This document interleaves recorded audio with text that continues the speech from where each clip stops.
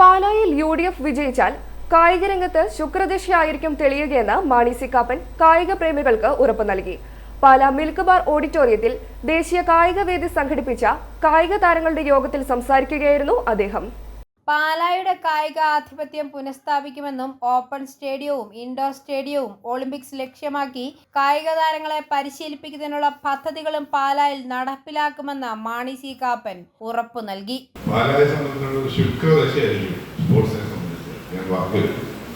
Open stadium വേണമെന്ന് ആവശ്യം നേരത്തെ മുനിസിപ്പാലിറ്റി ഉയർന്നതാണ്.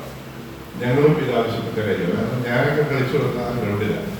ഇപ്പൊ ഇത് സ്പോർട്സ് അതോറിറ്റിയുടെ ഇല്ലേ കൺട്രോൾ അതിലുണ്ട്. നടക്കാൻ പോലും പറ്റാത്ത ഒരു സാഹചര്യം ഉണ്ടായത്.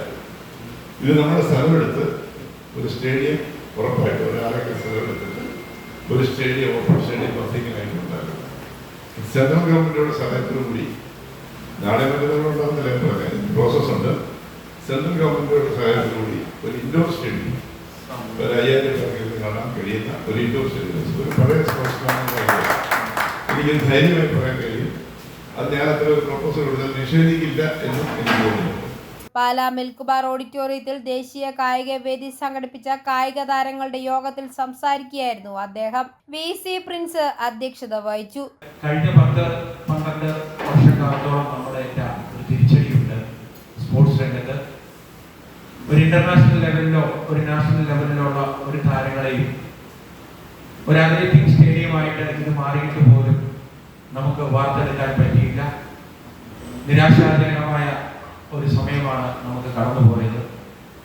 എന്നിരുന്നാൽ അതിനെല്ലാം ഒരു പ്രതിവിധിയായി നമ്മളൊക്കെ വർഷങ്ങളോളം കാത്തിരുന്ന ആ കാത്തിരിപ്പിന്റെ ഒരു ഫലം എന്നുള്ള നിലയ്ക്കാണ് ഒരു പക്ഷേ എനിക്ക് ഇനിയുള്ള ദിവസങ്ങളെ കാണാൻ പറ്റുന്നത്. അഡ്വക്കേറ്റ് ബിജു പുന്നത്താനം യോഗം ഉദ്ഘാടനം ചെയ്തു. Advocate Binu Pulikkakandam, advocate Santhosh Manarcad, Jimmy Thazhath, Alex VC, Suresh Babu, Joy Palath, VC James, Binu എന്നിവരും സംസാരിച്ചു. അത് ഈ തെരഞ്ഞെടുപ്പിൽ നമുക്ക് പ്രാവർത്തികമാക്കാൻ സമയമായി എന്ന് എനിക്ക് തോന്നുന്നു.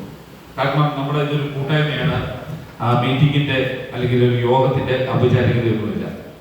നമ്മുടെ സ്ഥാനാർത്ഥി ജയിച്ചാൽ നമ്മൾ കായിക താരങ്ങൾക്ക് അല്ലെങ്കിൽ ഒരു കാലത്ത് കായിക കേരളത്തിന്റെ ഈറ്റില്ലം എന്നൊക്കെ വിശേഷിപ്പിച്ചിരുന്ന പാലായിക്ക് ആ നഷ്ടപ്പെട്ട പ്രതാപം വീണ്ടെടുക്കാൻ ബഹുമാനായ നമ്മുടെ സ്ഥാനാർത്ഥി ജയിച്ചാൽ നാളുകളിൽ ഇവിടെ ബിജു സൂചിപ്പിച്ചതുപോലെ കേരളം ഭരിക്കുന്ന ഒരു മുന്നണിയുടെ ഭാഗമായി ഒരു തെളിച്ചു പറഞ്ഞാൽ ഒരു മന്ത്രിയായി തന്നെ അദ്ദേഹം നമ്മുടെ ഇടയിൽ നിന്ന് കടന്നു വരുമ്പോൾ കായിക രംഗത്ത് എന്തെല്ലാം നേട്ടങ്ങൾ ഉണ്ടാക്കാൻ സാധിക്കും, കായിക രംഗത്ത് വരുന്ന ആളുകളിൽ പാലായിക്ക് എന്തെല്ലാം വികസന പ്രവർത്തനങ്ങൾ നമുക്ക് ചെയ്യാൻ സാധിക്കും, അത് ഒരു ചർച്ചയാക്കണമെന്നാണ് ഈ തെരഞ്ഞെടുപ്പ് യോഗത്തിൽ നമുക്ക് സൂചിപ്പിക്കാറുള്ളത്. പാലായിലെ കായിക താരങ്ങൾ MLA-യുമായി സംവദിക്കുകയും തങ്ങളുടെ ആവശ്യങ്ങൾ MLA ധരിപ്പിക്കുകയും ചെയ്തു. ഞങ്ങൾ കുറച്ചാളും ഇവിടെ കളിക്കാൻ നോക്കും, ഞങ്ങളെ ഇറക്കി വിട്ടു.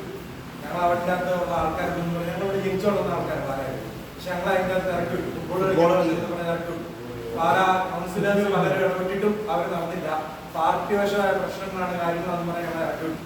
പക്ഷെ ഇനി വരുന്ന യുവതലമുറയ്ക്ക് അത് തുറന്നുകൊണ്ടു. ഫുട്ബോൾ പ്രത്യേകിച്ച് ഫുട്ബോളൊക്കെ ഇഷ്ടംപോലെ ആരാധകരുണ്ട്, കളിക്കാൻ താല്പര്യമുള്ള ആൾക്കാരുണ്ട്. ഞങ്ങളിന്ന് അവസരം മുന്നായിട്ട് ഞങ്ങൾ ടർഫിൽ പോയാൽ കളിക്കും. അവിടെ ഞങ്ങൾക്കായിട്ട് കൂടുതൽ തുറന്നു വേണം, ഞങ്ങൾക്കായിട്ട് അതിനെ അനുവദിക്കും. i4A News, Pala.